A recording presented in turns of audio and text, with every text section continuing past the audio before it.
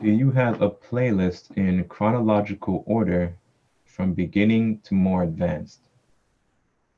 No, I didn't set up any playlists uh, in a specific order like that. We do have classes that are more geared to beginners and more advanced material. I think some of the more advanced material we have will focus on a specific subject. Like for example, we have a series on serpent power, etc. And some of the more introductory classes are kind of like, I think we have one series called Metaphysics 101, or actually let me open up our playlist and take a look.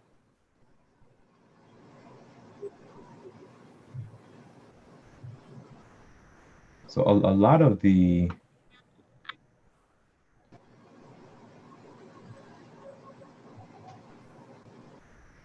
series can be jumped into, even if you're a beginner. But to truly follow along and get the most out of the classes, you'll have to study and practice. So if in just about every class, Nehemiah references or refers to a text or to a lecture or to some body of work, yes, you can gain a lot from, watching each and every video, but until you really digested it and put in the time and effort to study and do the practices that he recommends, it won't move and beyond just a simple academic study. So we do have a series called Metaphysical Lecture Series for Beginners, Metaphysics 101, 21 Lessons of Metaphysics, the Foundation of Metaphysical Knowledge, the Mystic Science of Raja Yoga. So even though we're tackling some pretty advanced topics, it's presented in a way where everyone can follow along.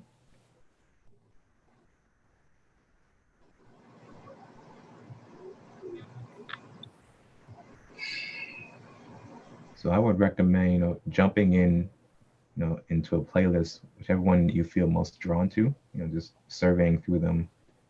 Maybe a couple you may be attracted to, start there and then expand outwards. There's a lot of videos, a lot of material, and a lot of reference material to go through as well.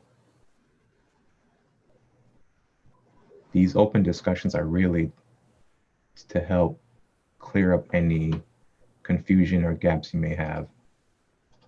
It's really the best way to use the open discussions is to go through the videos, do some studying, do some practices, gain some experience in the different teachings, and then come back and ask for clarification. That's the way you can get the most out of these open discussions.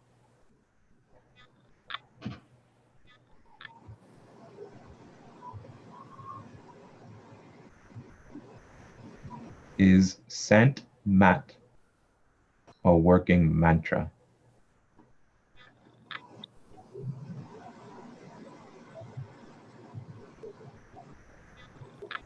What? Sant Mat, SANTMAT.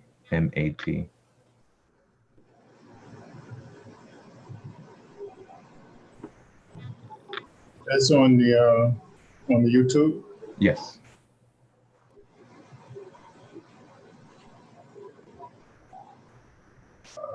I don't know. I mean, it depends on what type of context they got that. Spell it. How did they spell it? SANT and MAT.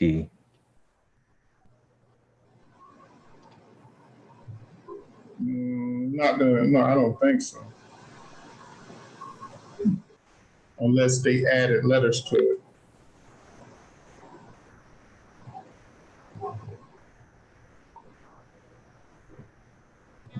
How is Hindu related to Hermetic teachings?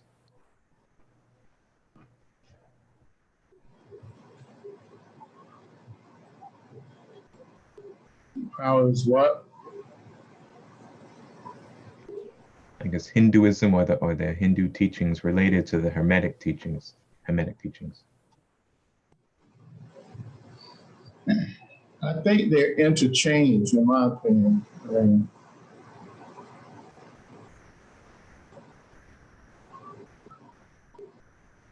I think they're interchanged.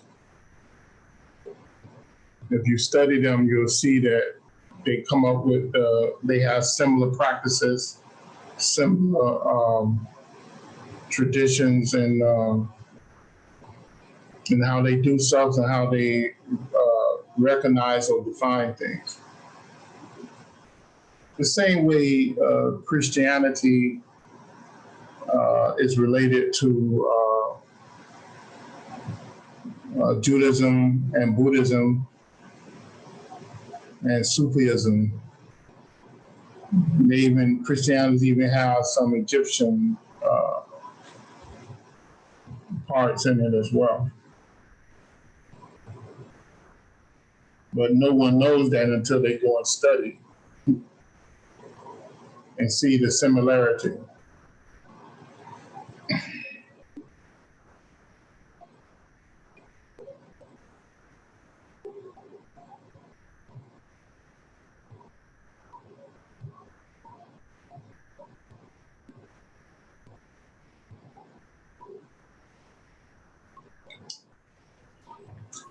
When a person moves to a new location, do the numbers of that location vibrate according to that number?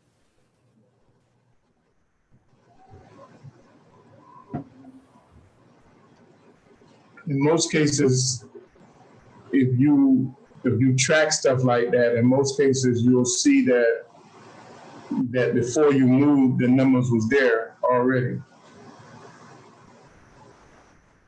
And when they don't, then when the numbers are not there, then it's not a good move. But in most cases, the numbers are already there. The vibrations, the available vibrations to allow them to move dictates the availability of that type of energy.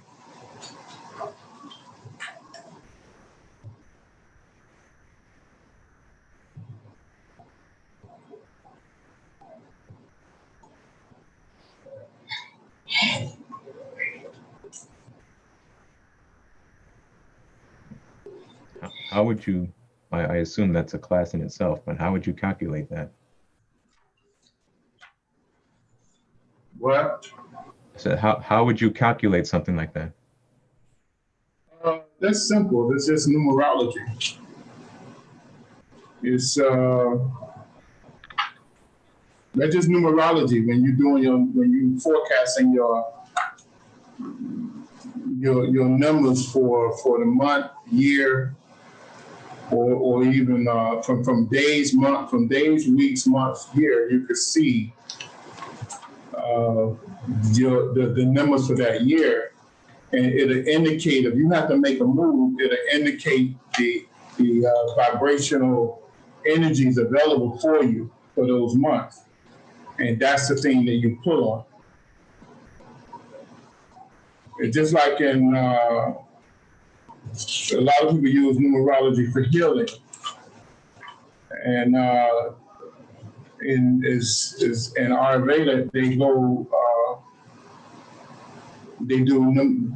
numerology in accordance to astrology, and it dictates the best time for them to have surgery, to work on a part of their body or healing according to the energies that's available. So it's the same thing with movement or business or whatever.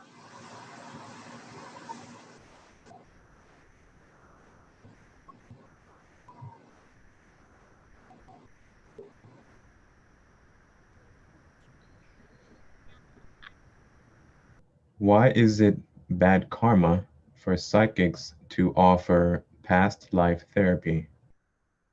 where they help people overcome present problems through regression or using a guide. Some people seem to have benefited from this information. That's just a comic law. Those who know, if they really know by comic law, they won't tell you, because if they know, they can immediately see the repercussion of them revealing that information. That's just a law. It's like sticking your hand into fire. You know that if you stick your hand into fire, you're going to get burned. Well, if you've seen the past, if you knew the past life of a particular person, and you tell them, that's like sticking your hand in fire. It's as simple as that. It's just a law. So a lot of people who's telling past lives, they don't actually see past lives. They see something they think is past lives.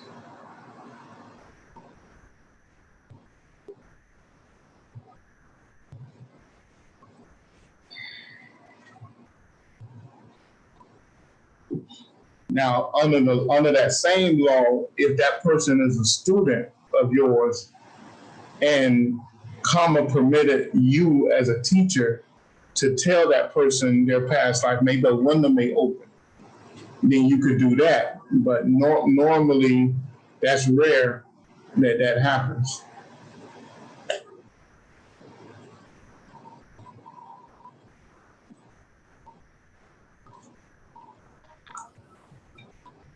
Another question. I heard another mystic say that sometimes up to 90% of our thoughts come from other people, or disincarnate entities, spirits, etc. Could you verify this? Most of our thoughts are repetitive, but when we get an original thought or a particularly uncharacteristic thought, are we receiving it? In other words, we live in a universal sea of mind. The same way you jump on your computer, and it's easy to explain today, because the same way you jump on your computer and you surf the web, the web is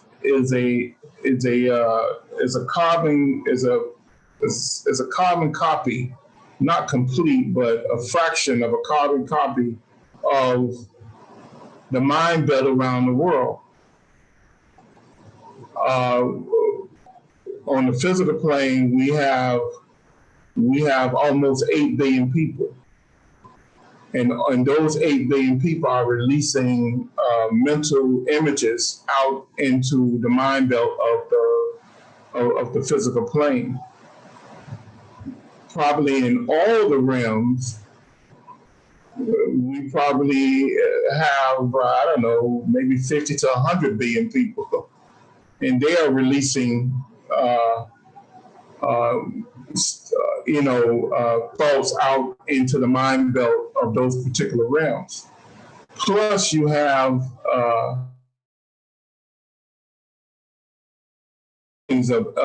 of insects and life forms, all different types of life forms.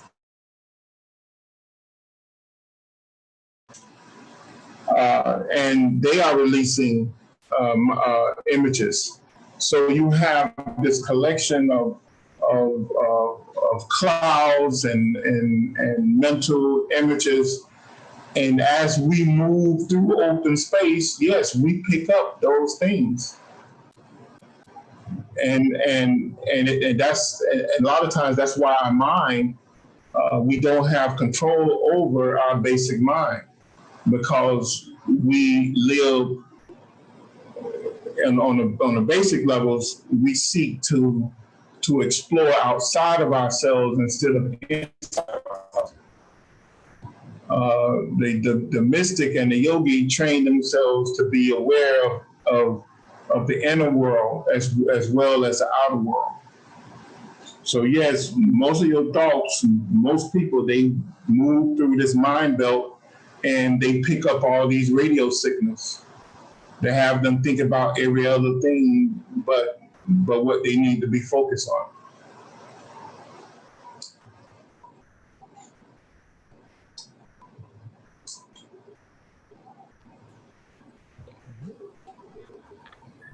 Let's see.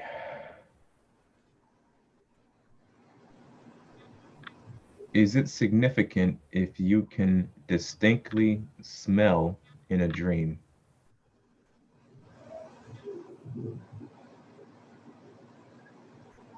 If it's significant, if we can do what now? If they can smell or to have distinct smell, pick up smell in a dream? Yeah, it most likely is not a dream. If you, just like if you can touch something or feel something, feel the wind against your face or the light against your face, most likely you're in a projector state, a conscious projector, a conscious or semi-conscious projector state, or you're having a vision.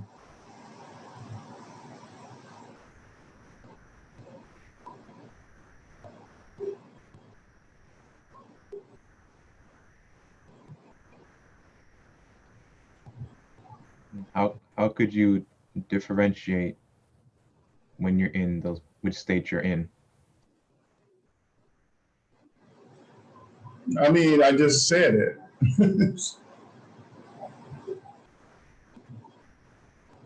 I mean, if your senses is aware of if you can touch, taste, smell, feel, then you are either in a semi-conscious projected state or you having a vision, one or the other. You would know if you took time to realize. What's this thing doing?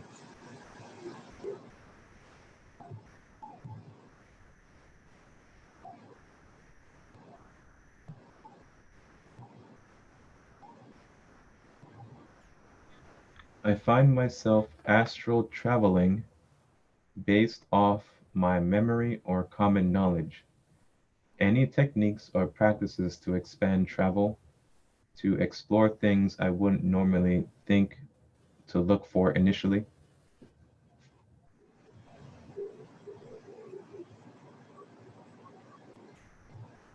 Repeat that again, you say?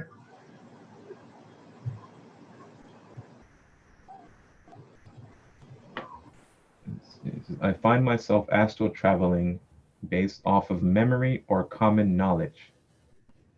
Are there any techniques or practices to expand travel and to explore things I wouldn't know? There's plenty techniques that you can go after. I mean, that you can use to astral travel with. The best techniques, I think, is the yogic type techniques that that have you to develop your concentration and contemplation to to a degree that that you can control subtle energy, because the regular astral travel, they are not fully conscious. A lot of techniques allow you to do a quick astral projection, but you only last a few seconds or a few minutes, and you pop in and out of consciousness. When you control your mind and your concentration, and you develop concentration contemplation, you can hold the consciousness better, and you can sustain your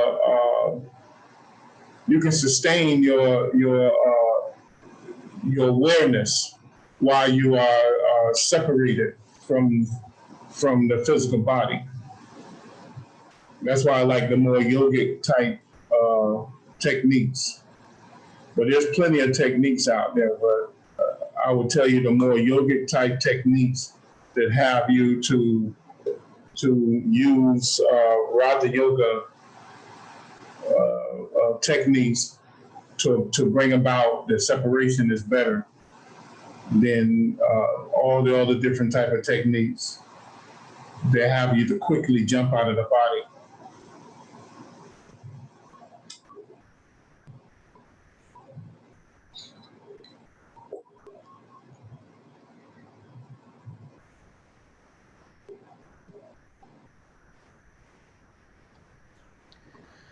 How do we tap into stored information within our auras or chakras? Last class, you discussed us having the ability to meditate and contemplate on a bottle of water to recognize its past.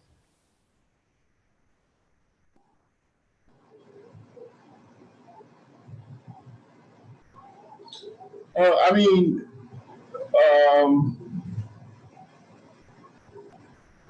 how do you react? What was the first question? How do you what? How do we tap into stored information within our auras and chakras? There's several techniques to do that. Psychometry is one of them. Study psychometry.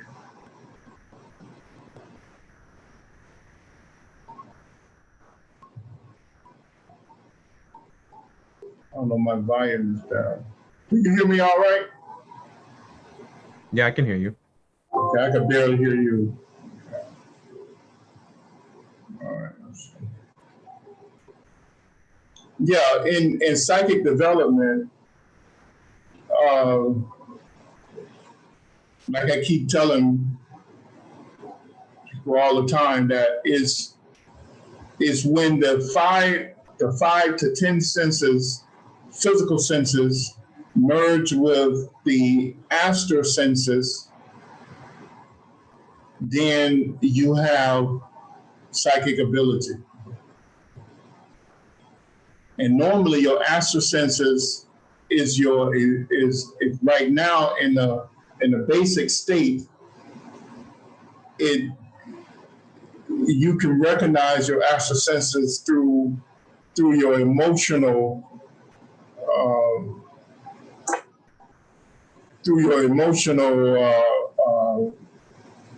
senses. When you find yourself highly emotional about something, that's your astral senses. You may sense something, but you have no evidence, you have no physical evidence of it, but you get all emotional about it. That's your astral senses picking up on things. But when you use yogi techniques to merge the astral with the physical, then you have psychic senses, and you can pinpoint where your suspicion come from. Because why? You can see on several different realms simultaneously. So someone come up to you, for instance, someone come up to you and they lie.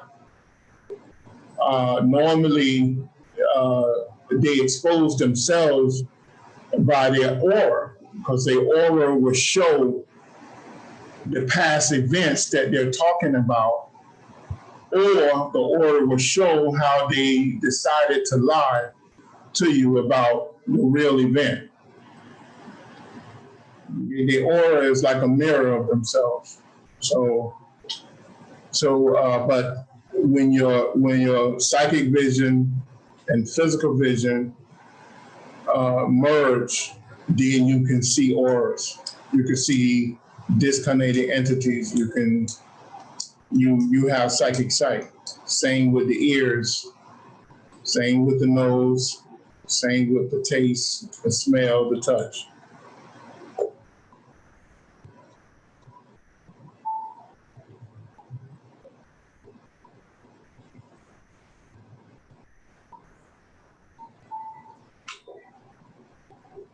Just to remind everyone, today's a short, open discussion. So, try to get in as many questions as you can. So we're going to probably close out here in another half hour.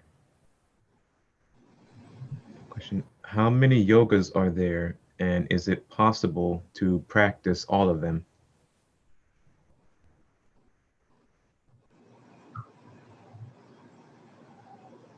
Um, there's many type of yogas, but I talk about the 12 major yogas in my classes. But there's many type of yoga. There's many types of yoga. But there's 12. There's like 12 traditional or 12 major yogas that that's most popular and most and known about. That was actually given to the world. Most of the other yogas are either secret yogas or yogas attached to the major yogas in order to bring about certain specific results.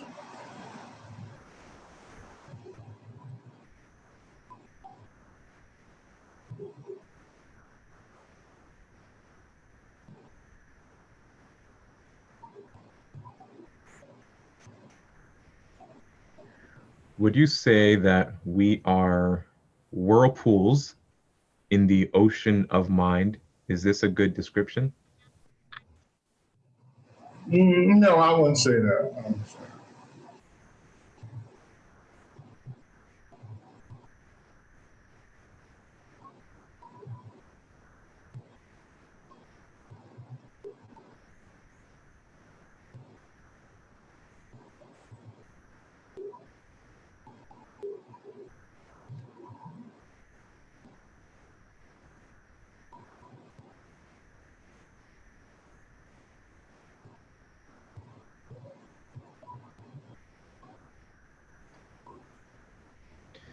Dr. King has a lecture on it called Man's Mind that you can Yeah, listen to.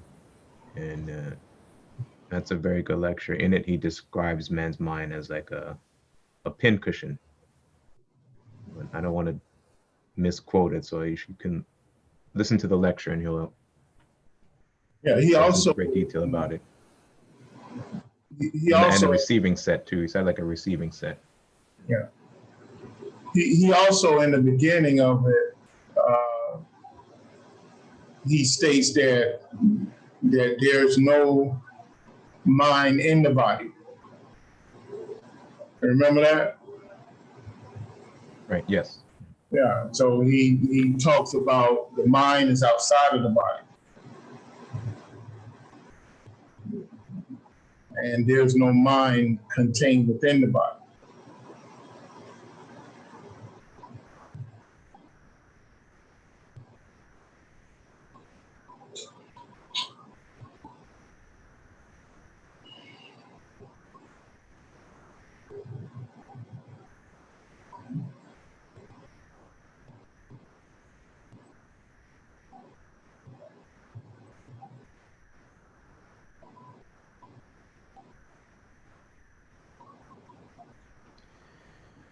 Can you astral project when you are sleeping?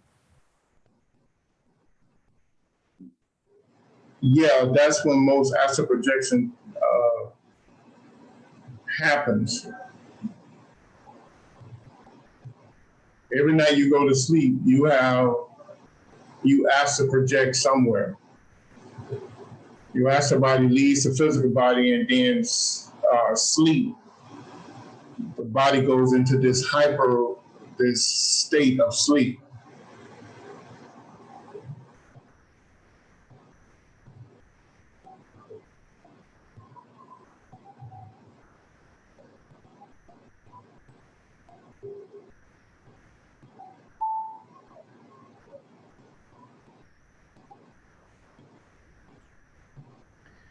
Does the asana folded leg position, I assume you mean the lotus position, Charlie, help aid in contemplation and meditation?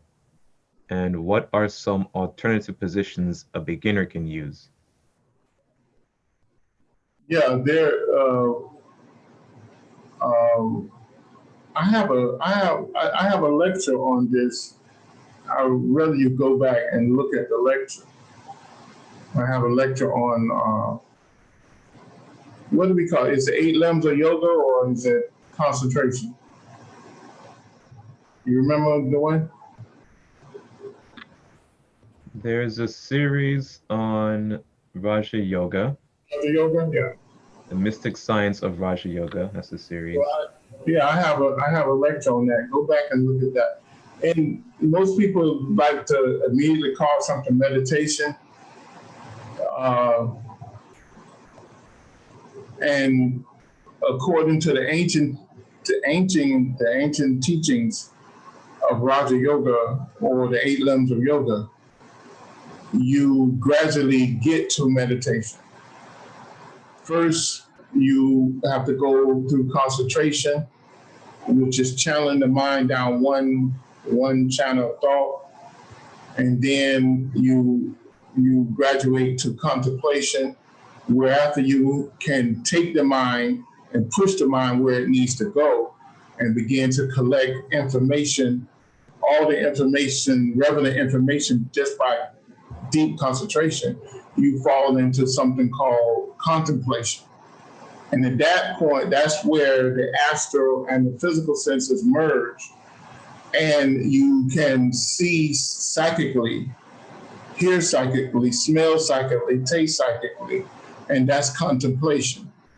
And at that point, at contemplation, you can begin to move into controlling subtle energies almost at will, and then you will gradually get to the point where you can do it at will, and you will be able to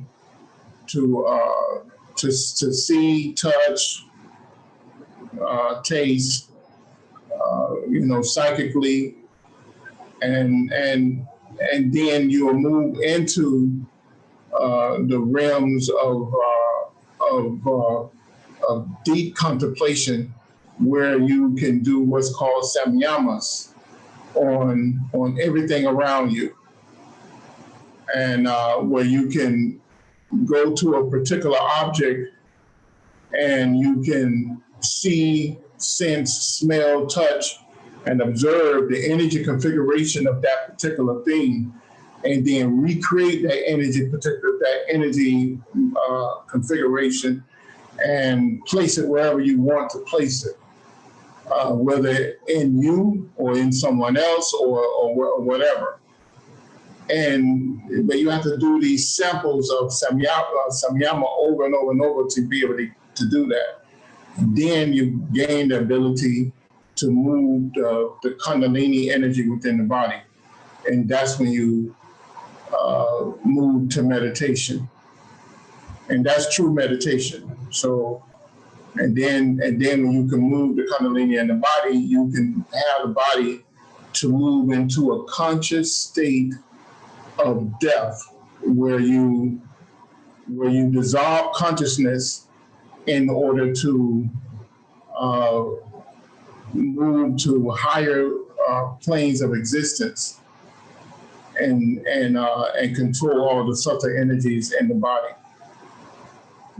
or bodies at that point. So that's true meditation. But go back and listen to that series, and it's a lot of detailed information.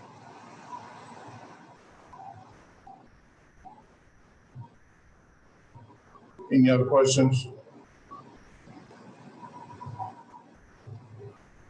Is it possible that some people have the ability to communicate with animals?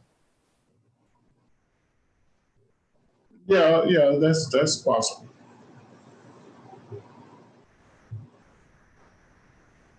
I mean, I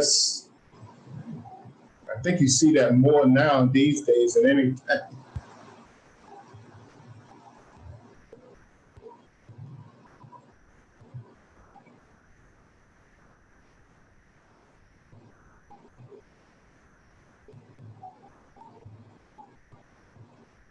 How important is forgiveness in moving forward on our spiritual path?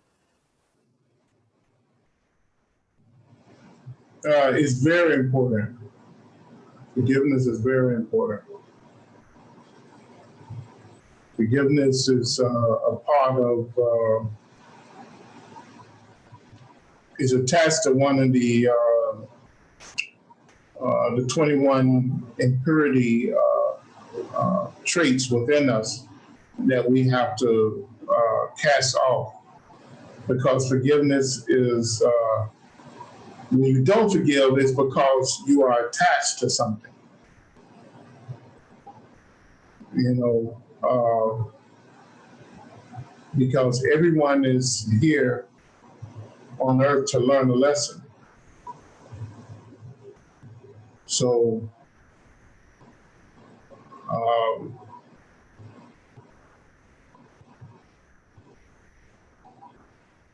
you can forgive them because you have to move on. The law of karma would not forgive them, though,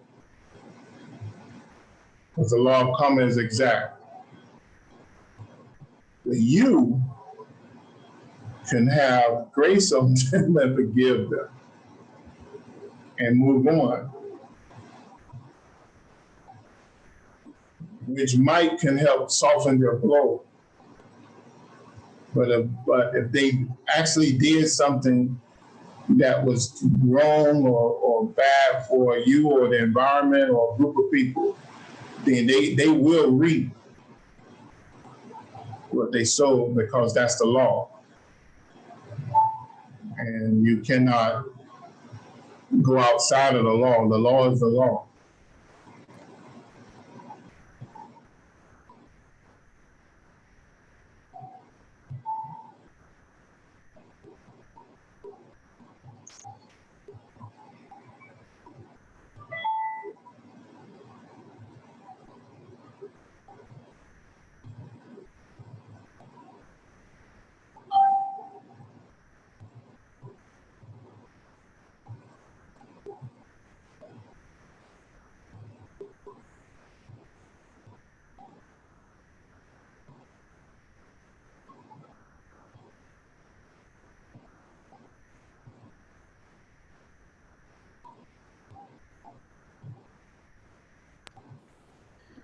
Can you touch on the topic of water memory and how this relates to the physical health of the body, and how this memory or emotionally charged water impacts the air around us?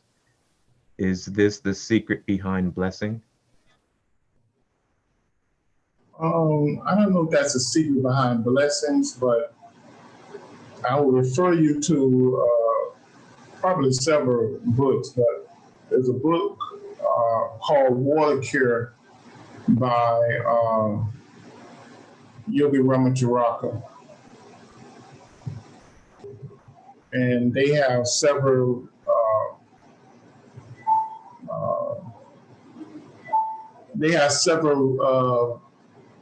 practices in there referring to water and how we must treat water and how important water is to us.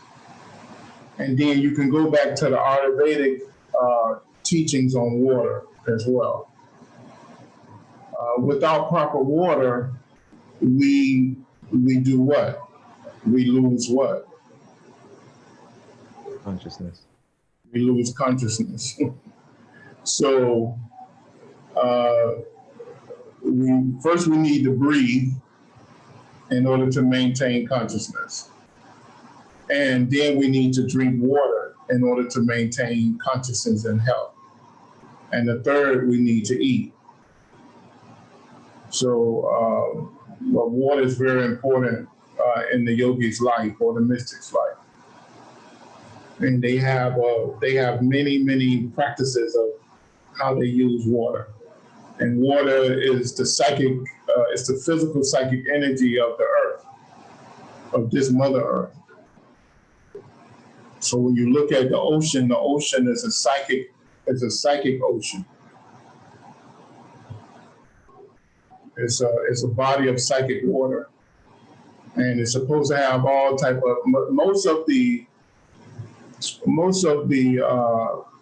the high energy psychic qualities of water on Earth was subtracted from the waters and of this Earth once mankind, this last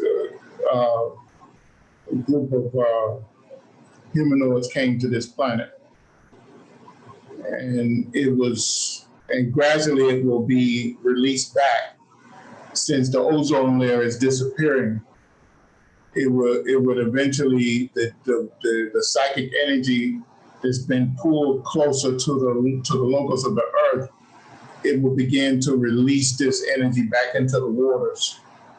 And when it does, then the waters will take on this psychic nature again, and we'll be able to use it far better than what we use it now. In fact, it will extend our life, allow us to live hundreds of years within one life cycle, according to the mystic teachings.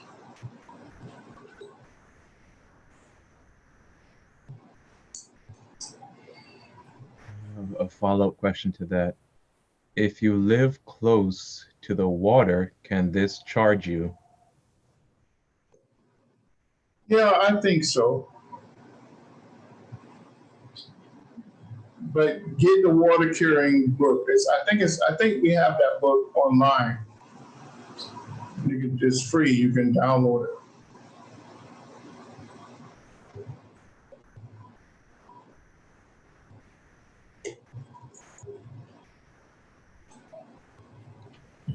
In your opinion, does enlightenment lead one to peace and happiness?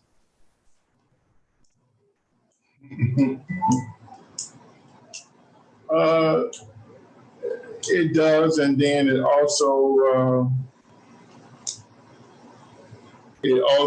in this environment it opens you up to the suffering of mankind. So I mean, but it does lead to, but you can have this peace. You can enter this peace, but you will find that you have a lot of work ahead of you.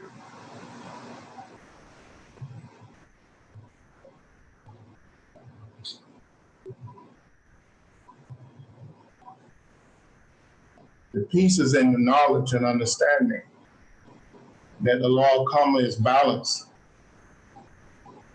and that nothing evil can last forever, unlike what a lot of the Orthodox religions will tell you, that people going to hell and they're going to be there forever. That's impossible. You know, the very fact that mankind's search for God brought him to mathematics. And in the formulas of mathematics, it tells you that if you take a negative number and multiply it by another negative number, a positive number is brought about. So negative evil things cannot last. They have to conform to the law, and they have to move forward in a progressive manner. So that's one of the great peace and bliss that's brought over you, that the law is perfect in its making. And that law is karma, the law of God.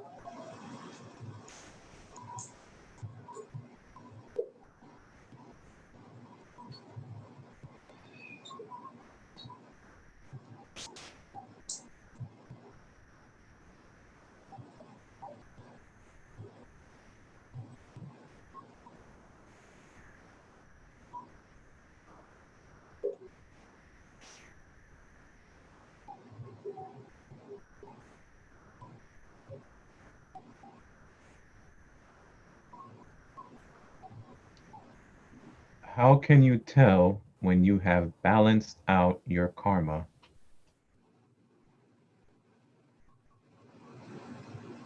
I mean, that's something personal everyone have to do. I mean, only, you know where you are in life, and you know what you need to do. You, the real you, your higher self.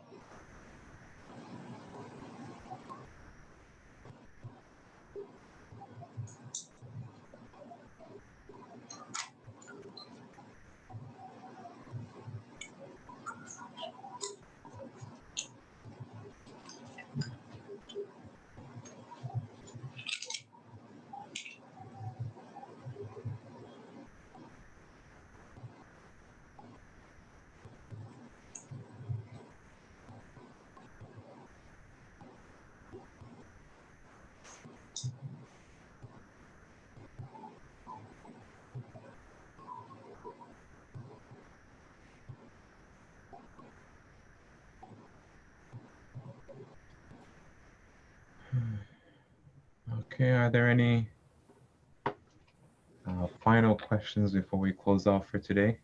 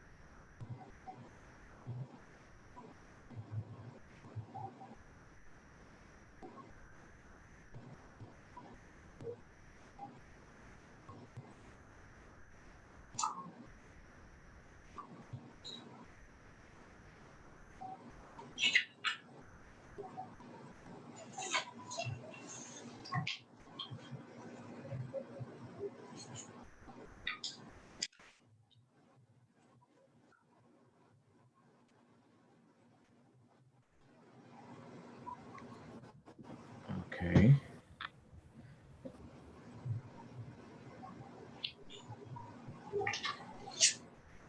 Is fractal consciousness dictated by vibration?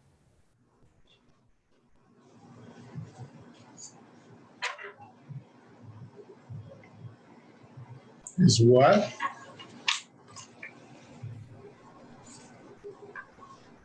Fractal consciousness. What do they mean by that? So what do they mean by that? Andrea, what do you mean by fractal consciousness? He says further, is that how the sound works, vibration molding fractal potential?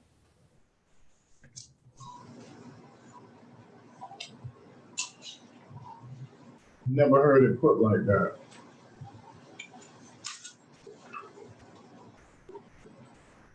Somebody probably made that up. I've been doing this for 30 some years.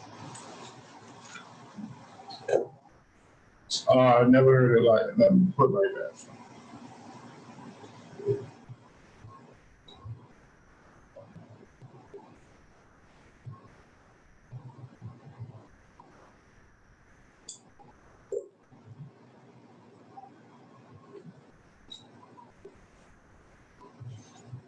Probably been 40 years now, huh? Yeah. Yeah. Well, it says, thanks for taking time to answer our questions and helping us to grow in proper directions. Can you discuss the mechanics of fasting on the new moon and feasting on the full moon as moon people? Um, it's not much out there about this. There are a few books. We know that on the new moon, we fast for 7 hours before, and then 20 is 24 24 hours, after. 24 after. So and every new moon. That's once a month.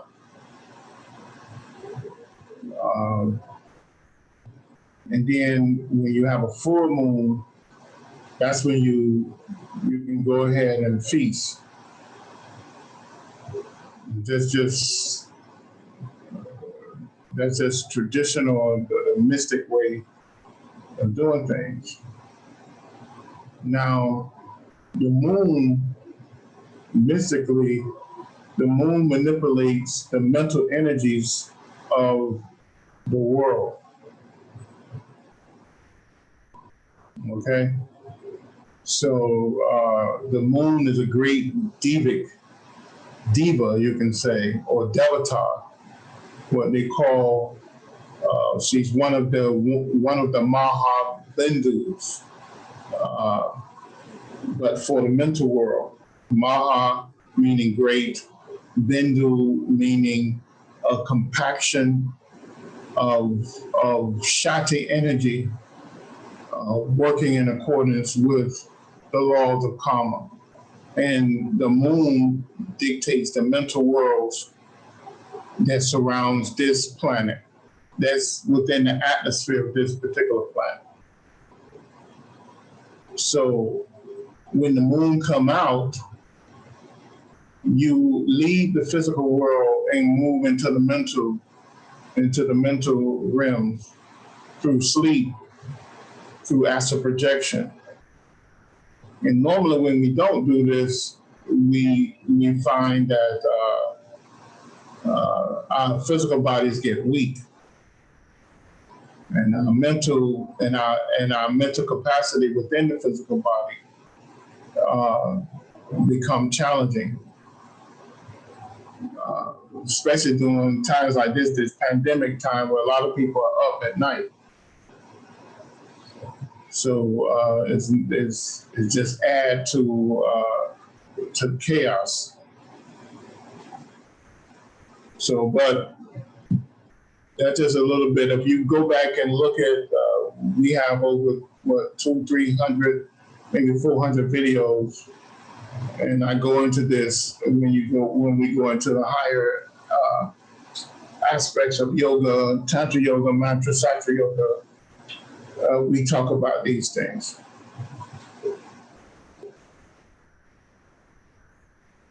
And you can go back and look at a lot of those lectures. You can come back with good questions. Just jot them down as you watch the video.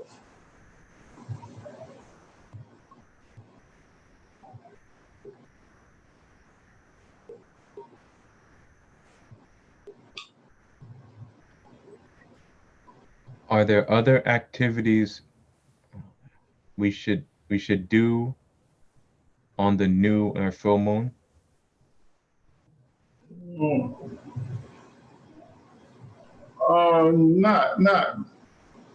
Not really. I mean, it is, but I don't really want to get into that. If you really want to study that, you got to go study it. I don't agree with all the things that's written down. I know it's significant. The highlight, the major things is what I stated right there. There are rituals. There are all type of things you can do. If you write me, I can probably direct you to some of them.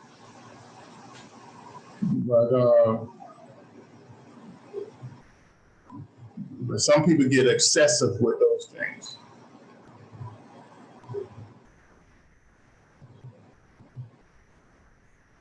But there is a practice. If you write me, I give you the practice. There is a practice that talks about. The choice of word is not great, but it's called a brilliancy spell that you can get from the moon in one of the moon's faces.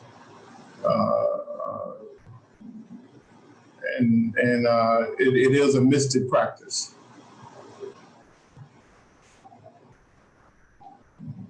There's also a practice called a mystic braid that you could do too. And all these are related to the moon.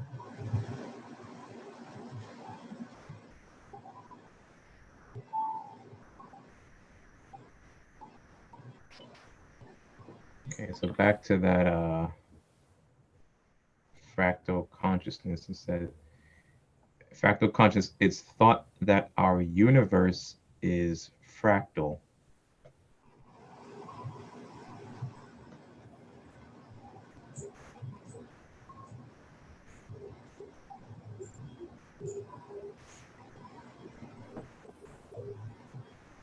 So what do they mean by that? I still don't understand.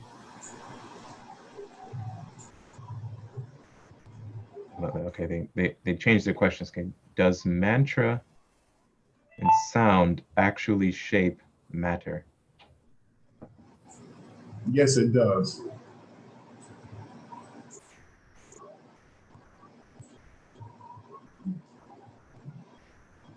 And scientists have did experiments with mantra over the years. In fact, when they came across when the Western scientists came across mantra a couple centuries ago, uh, they began to do all type of experimentation with mantra, especially because of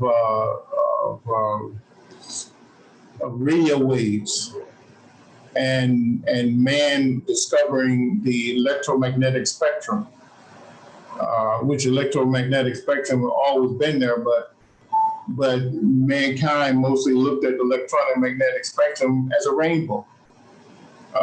They didn't see the qualities of the electromagnetic spectrum until they began to really study mysticism. Of course, they won't tell you this, but it's true. You just go back and trace history if you really want to know.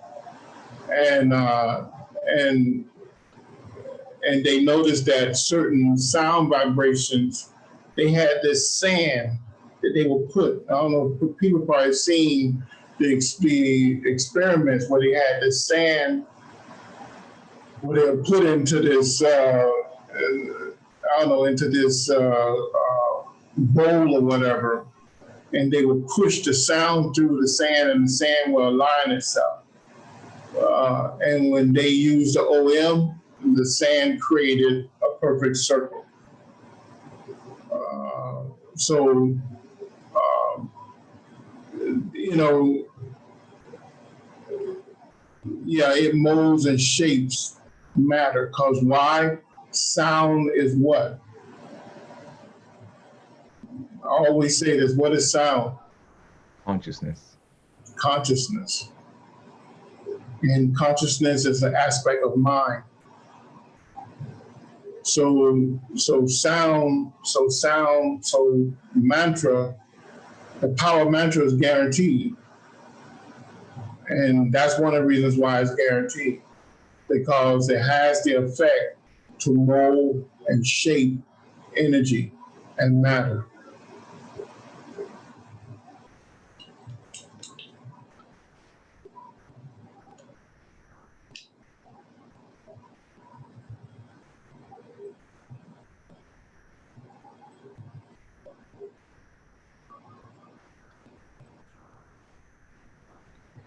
When you astral project in your sleep, is it possible to meet loved ones who have passed away?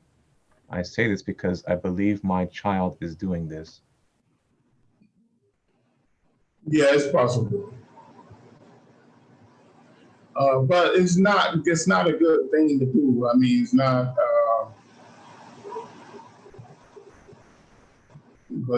but you had some groups, uh, I don't know if they're still around, but that was one of their main focuses. But that's not a good thing.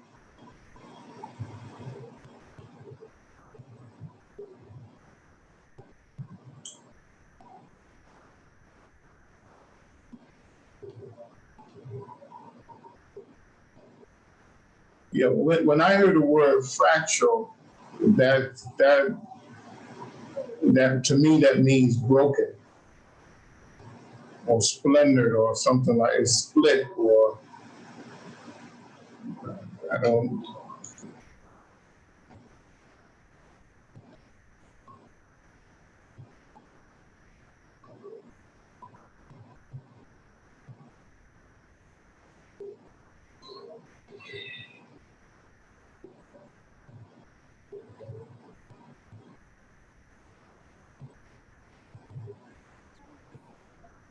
Is consciousness only one aspect of mind?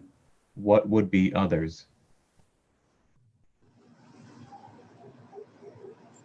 Um,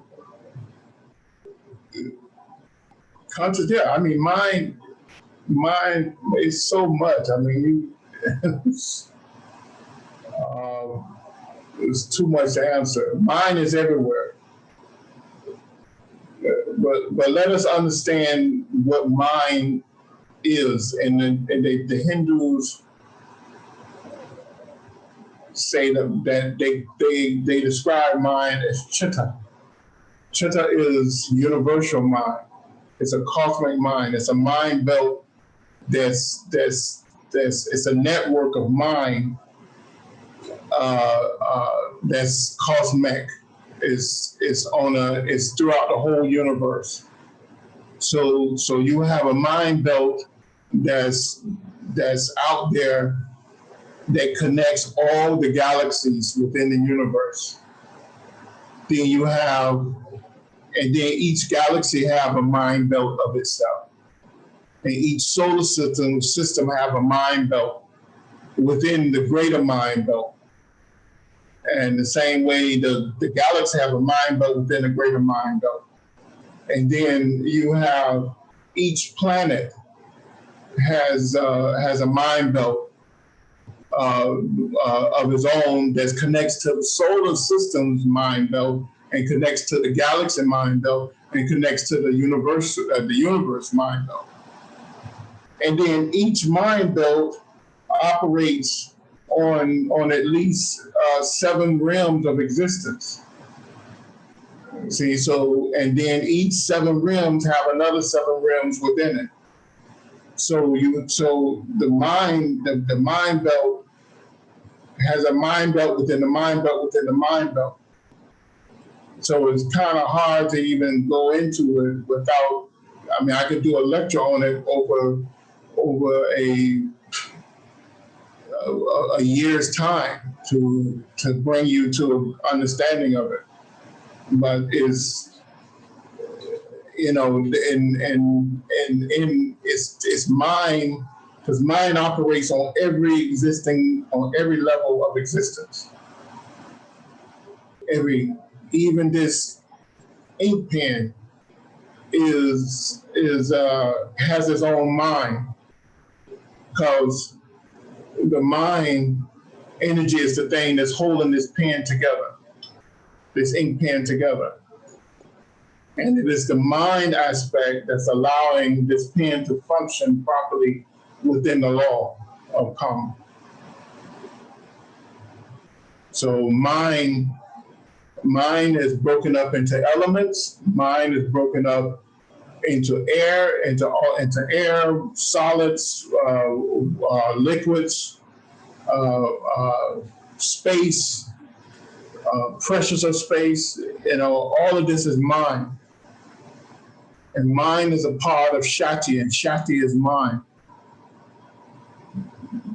So it's many different levels of mind.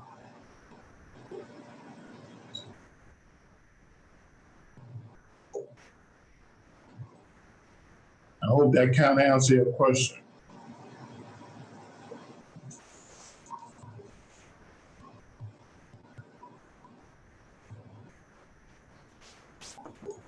Is developing a non-objective perception important on the spiritual path?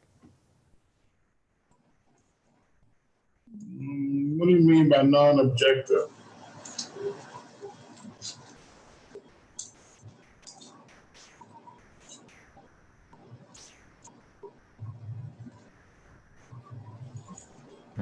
Lawrence, you can speak if that's easier for you to explain. Okay, I've been reading something, and he's teaching us not to view things in a regular way, just like looking at abstract art and not identifying with anything when you look at something. I think the quote that just came to me is just like, the first time you teach a child to see a bird, they never see a bird again. So like something on that level. Like I think that's what I don't know. That's which book is that? it's by a teacher named Vit Van. Who? Vitvan. Sometimes you have to be careful of certain books. Um, I heard of that concept, but I don't know if I agree with that, because you can see something, to say that it's not there when it's there is a lie. To not identify with it is a lie too, if you identify with it. You said if to identify with it is a lie too. Yeah, if you see something that it appeals to you, then it just appeals to you. Mm-hmm. And you identify with that. That doesn't mean that you have to attach yourself to that. Okay. Because you understand that that thing is on a journey, and you are on a journey, and that you're connected even if you don't want to be connected. But in order for you to move forward in the direction you need to do, you need to use your energy to move forward. So therefore, attaching yourself to that thing may not be the best thing at this time. See, I mean, it's not denying that it's there. Mm-hmm. It's not denying that you identify with it. You know, I mean, you're only setting yourself up if you tell you that, because you're creating a false narrative which will come back to bite you when you deny your own feelings, your own emotions. You know, the teachings say kill out desire. It doesn't tell you not to have the desires, because you're going to have the desires while you're in this physical flesh. But you can move the fire off the desire, and the desire is still there. The imprint of the desire is still there. But you don't have to give the desire any energy to work with. Okay. Because you know that it's not in your best interest. Right. You understand? Yes. Yeah, it's like a lot of people back in the ancient times. Certain mystics that want to rush to enlightenment and try to reach the highest point they want to reach, they end up having themselves castrated, so that they literally try to kill out their sexual desire by castrating themselves. But they quickly learn that that's not the way to do it, because they can only move to a certain level, because by doing that, they stopped their own growth for a couple of lifetimes. They became fake mystics, some people say, because they had got there without going through the motions of having that desire, having that lust, and then controlling that lust, and then detaching from that lust. So no, I don't agree with that, if that's what they were saying. So what are you saying that would be a form of suppression? Yes. So if you have a desire, one of the things that we're taught to do is to deal with that desire. Learn about that desire. Not wisdom giving you power over something. Once you have that desire, learn everything you can about that desire, and then have the power to set it aside and move forward, saying, well, how is this going to help me move forward in the direction that I have chosen for myself? And examine it up and down, backwards and forward. And then when it shows no result of helping you whatsoever at this particular time, you set it aside and you move forward with in the direction you're going. You don't suppress it. You don't take a knife and cut it out either. You study it coldly, and you examine it for what it is. And for some reason it popped up in you. So therefore it has a home with you. It has a samskara with you, embedded in your aura somewhere. And the only reason why it came about, because it was this comic time to come about. And now you have to deal with it. Now you have to bring control over it. You have to study it and know what it is, and then your wisdom of that particular desire or object or whatever, it will give you the power to set it aside.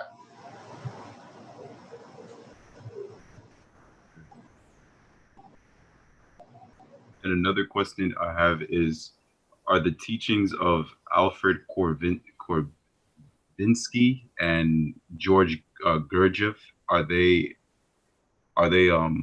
were they real mystics?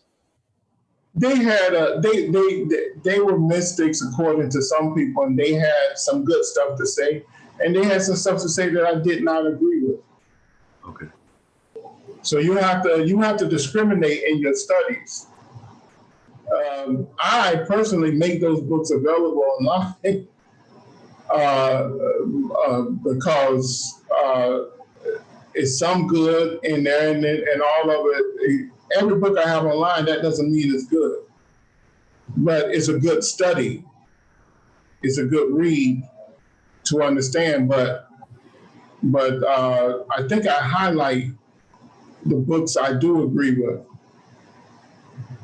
And I mean, email me and I'll send you a recommendation of those books. Okay. We have a pamphlet where we recommend certain books. Right. And I have one more question. Is the mantra ELOHIM, is that a real mantra? What, from the Buddhists? I don't know where it came from. No, I don't know where it came from, but I know it's ELOHIM. That sound like one of those mantras. I tell you right, man. I tell you what it sounds like. Okay. All right. Thank you. The books that Nehemiah is referring to is on the mysticknowledge.org website. There are several pages called a Mystic Library or ebook library that have books available for you to download and study for free. Some of the books that he's highlighted are underneath specific authors. And then he has general books that you can, review for your information just to study coldly. But generally speaking, if you stick to the ones that are under a specific author with the introductions authors like Madame Blavatsky, Yogi Rama Charaka, etc., you should be all right. Let's see. Another question here. It's a couple of last questions. Petals, can you explain them a bit more? Do they have an anatomical counterpart? I assume petals they mean by the petals of the chakras. Can you explain them a bit more? And do they have a anatomical or in the body counterparts? Petals, the petals that the ancient yogis talk about is seed mantras located within the chakras, and they are part of the vortex center. In fact, they are the calibrating aspect of the chakra and the vortex center itself. So you have along the spine, just along the spine alone, you have 50 petals. Those 50 petals are actually the 50 Sanskrit letters that help form mantras. And each petal is what they call a seed mantra, or in Sanskrit terminology, a BJ. And these petals are brought about from when the from when the Kundalini goes dormant in the base of the spine, the Kundalini release a sound vibration which moves up as nadis, as a scream, and nadis is a flow of energy.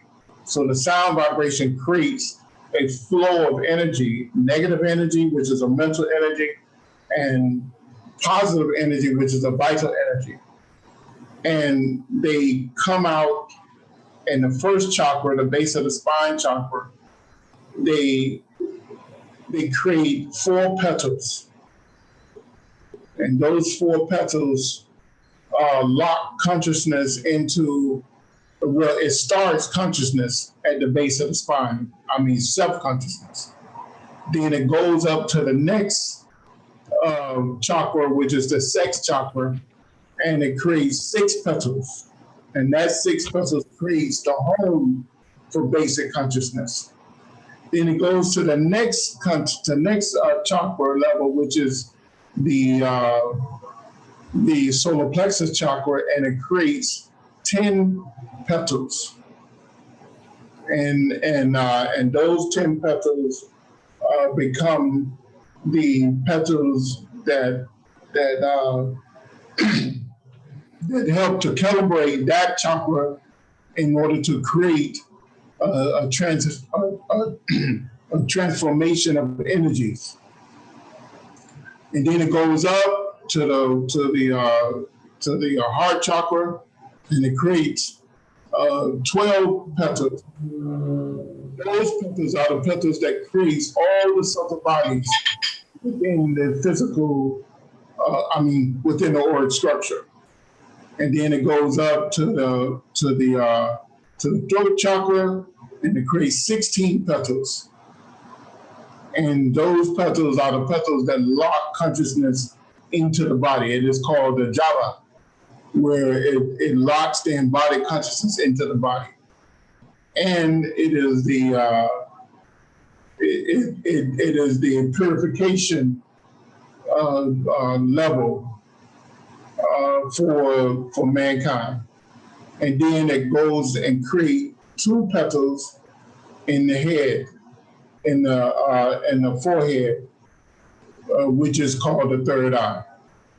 So those are the 50 petals, and those are the aspects of consciousness. They are the seed mantras. They are the calibrating factors of each chakra, and they are the thing that we must unlock, because each one of the petals is a knotty knot that needs to be unlocked in order to calibrate the energy of that particular chakra. And it can only happen through true meditation that I described earlier.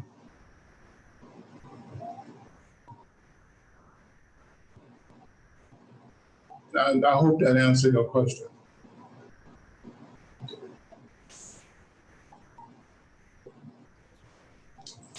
Okay, and our final question for today. What are your thoughts on size under the law of correspondence? How are the planets and atoms related? Can we understand the mind of the Earth, Sun, and Moon by studying atoms, neutrons, and/or cells? Yeah, you probably could, and because it's the atomic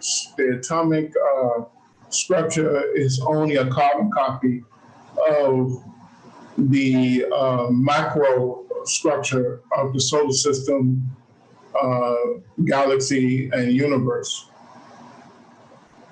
So all is interrelated. All is interrelated.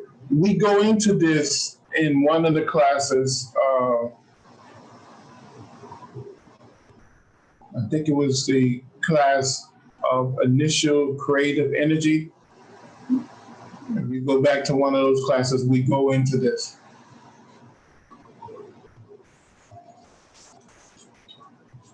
It's recorded where you can study it.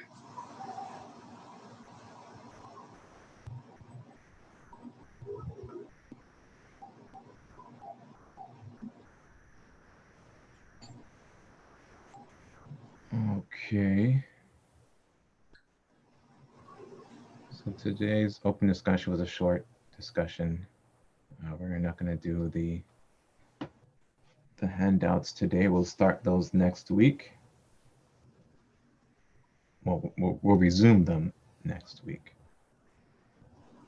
Any final questions or additional questions you may have that you also want to ask privately, you can send it to us by email, or you can hold them till next open discussion.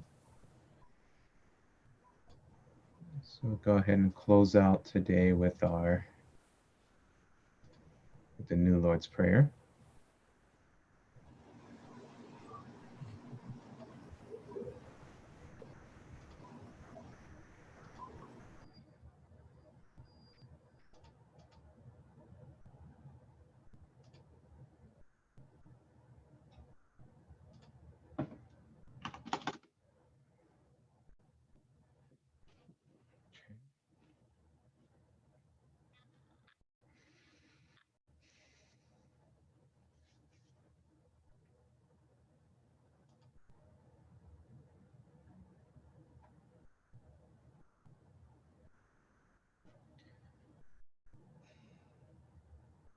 The New Lord's Prayer.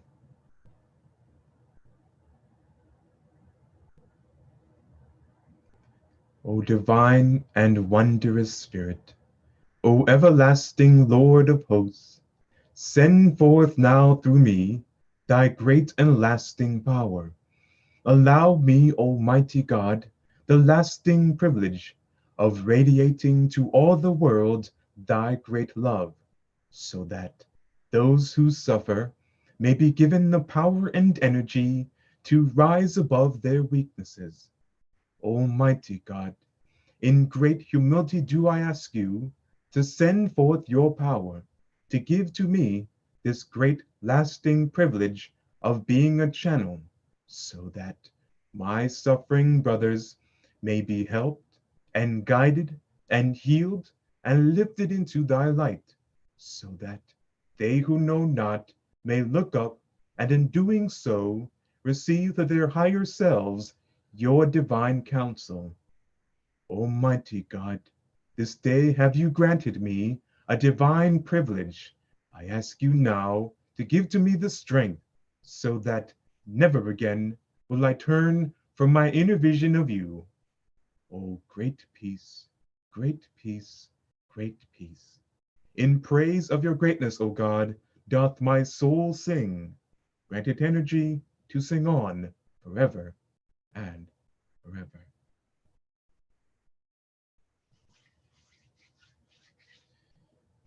All right. Thank you for attending. Thank you. Thank you. Also, if anyone has any skills in web design or web editing, or would just like to generally volunteer, please send us an email. And we greatly appreciate your assistance. Have a good week.